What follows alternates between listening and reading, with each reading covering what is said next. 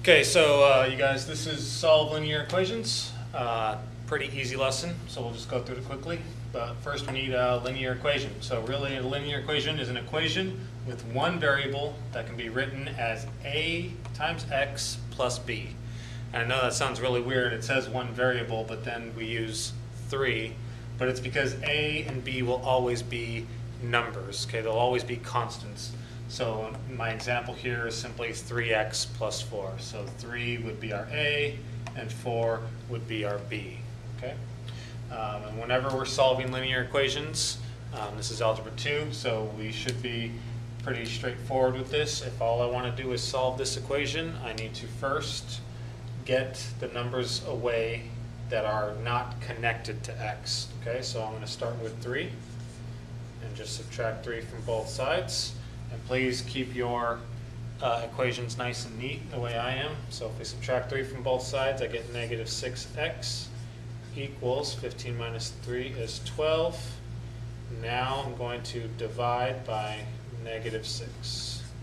And when I do that, I get x equals 12 minus 6 is, 12 divided by negative 6 is negative 2. Okay, so there's our answer there. And that's when we have a variable on one side. Okay, of course the problems do get harder, so we have a few more examples here, and they get a little bit harder as we go. So, example number 2, I have the same exact type of problem, but I have a fraction in front of my variable. So, first things first, let's get rid of that 2. And I'm left with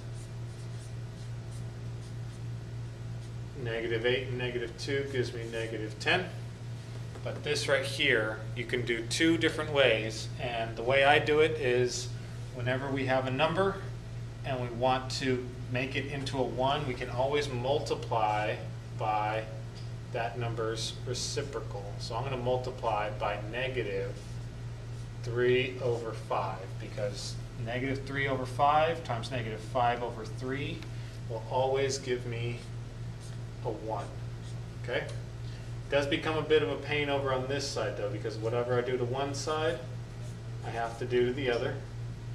So I'm multiplying negative 10 times negative 3 over 5.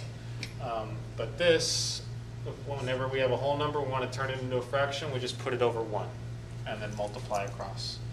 So negative 10 times negative 3, we get positive 30. 30 divided by 5, we get 6. So my answer is x equals 6. Okay. Now we have an equation with variables on both sides. Okay, but we do the same exact thing. And in fact, we can do 2 steps in one on this one, and this is how I usually do things. So what I'm going to do is I see just by looking at it, I have more x's over here than I do over here. So I'm going to want to move my x's this way, and I'm going to move my constants that way. So I'm going to do that at the same time. If I have negative 2x, I'm going to add 2x.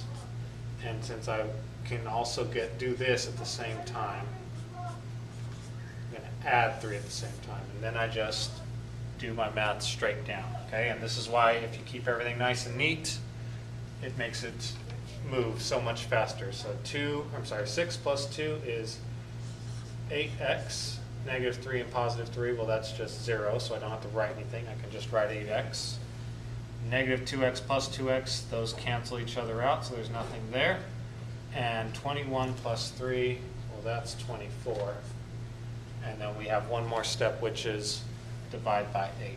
So if I divide by 8 both sides, I'm running out of space here, I'll write it over here. X equals 24 divided by 8. I get x equals 3. Okay. One last problem.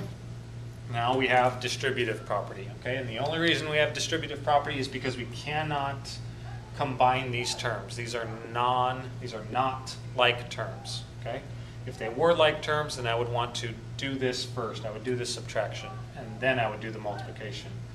But I can't do that here. So here I'm going to distribute. So I distribute those there. 5 times 3, I get 15x minus 10 equals And then I have distribution over here as well, because I cannot do anything with these. These are not like terms. 8 times 5 is 40. All right, so now we have something that looks exactly like what we just did, right? I have variables on this side, variables on this side, constant here, constant here. I'm going to do the same exact thing. I want to get my constants over to one side and my variables over to the other. If I look at my variables, I see I have 15 here and 5 here. If I move them that way, I'll still end up with more. That way I don't get a negative. So I'm going to subtract 5x. And at the same time, I can add 10. Okay? So when we do that, I get